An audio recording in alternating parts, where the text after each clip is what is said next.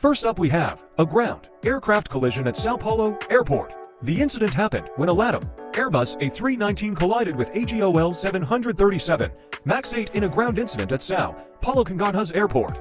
The incident occurred when the LATAM plane was being towed and apparently the tug had a mechanical failure, causing the plane to collide with the parked GOL 737 aircraft. The wing of the LATAM A319 struck the tail cone of the GOL aircraft.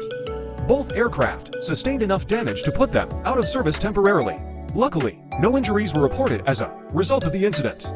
Both aircraft are obviously put out of flying service for the time being, and the scheduled flight for the LATAM aircraft was cancelled. LATAM said in a statement LATAM has already accommodated on other flights all passengers impacted on Monday by the cancellations of their original flights in Congonhas. I think that this was something that would result in an investigation, as it is quite a serious accident that could have caused harm to anyone on the ground working around the GOL aircraft. Also, the tug supplier that had the failure will also be worried about what had happened so it doesn't happen again, but at least nobody was injured. Boom Supersonic unveil brand new flight deck for their first aircraft overture.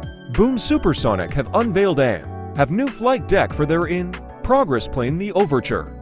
They have said that they have designed it with pilot safety in mind, and also said this next-generation flight deck builds upon years of learning in aviation safety and is the result of extensive feedback from airline, business, and military pilots. The company providing the avionics for the cockpit are called Honeywell Anthem. Some of the features this new cockpit will have are force feedback side sticks, Autoland and augmented reality, and 17-inch touchscreens. Boom's flight deck delivers the benefits of advanced automation and envelope protection, together with a force feedback system that allows pilots to feel how the airplane is flying. With key airplane features accessible through high-definition touchscreens. This is great news for Boom Supersonic, as this will help them to re-revolutionize supersonic commercial air travel and pave the way for new technical improvements to the cockpits of aircraft.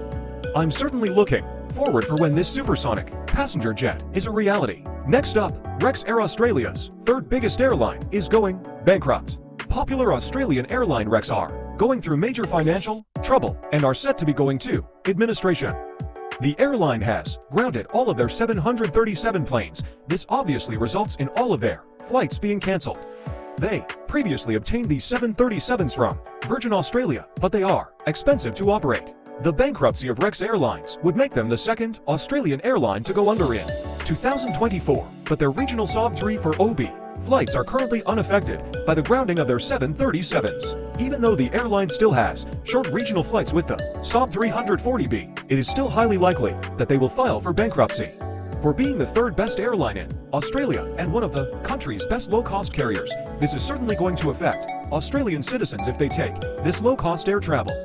And if Rex Airlines do eventually go bankrupt, it will open up more opportunities for Jetstar and Virgin Australia.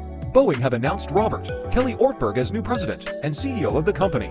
Boeing have named Robert Kelly Ortberg as their new CEO, as they have been in a bit of hot water through several aircraft-related incidents during the course of this year. After unveiling its new boss, Boeing has posted a $1.4 billion loss for the second quarter. 64-year-old Ortberg will replace the current CEO Dave Calhoun on August 8th. The reason this change is happening is that the current CEO had announced that he will be stepping down earlier this year. Boeing's chairman, Stephen Mollenkopf, has said the board conducted a thorough and extensive search process over the last several months to select the next CEO of Boeing, and Kelly has the right skills and experience to lead Boeing in its next chapter. I think that this is great news for Boeing, as they have been under a bit of scrutiny over some of the incidents with their planes over this year. Hopefully, this change of roles in the company should fix some of the issues that have happened on their planes and convince passengers that their planes are 100% safe. Finally, to just stop oil, protesters have been arrested at London Heathrow Airport. The Metropolitan Police have said that they have arrested two women on suspicion of criminal damage. Pictures show two women sitting in Heathrow Terminal 5 after spraying orange paint on the passenger information screens, floor, walls, and windows.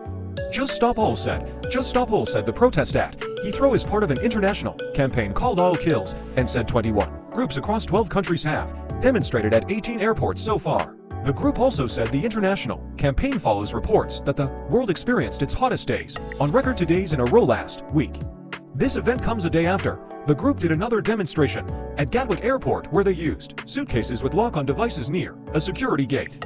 A Heathrow spokesperson said in a statement, "Working with partners we have quickly resolved a protest incident in Terminal 5 and all involved have been removed from the airport. I personally think that these Just Stop All protesters need to stop as they are causing disruption and making people's lives harder. I get that we want flying to be sustainable, but splashing orange paint isn't helping. Most aircraft manufacturers are already designing sustainable air travel, so it won't be long until fossil fuels are cut down."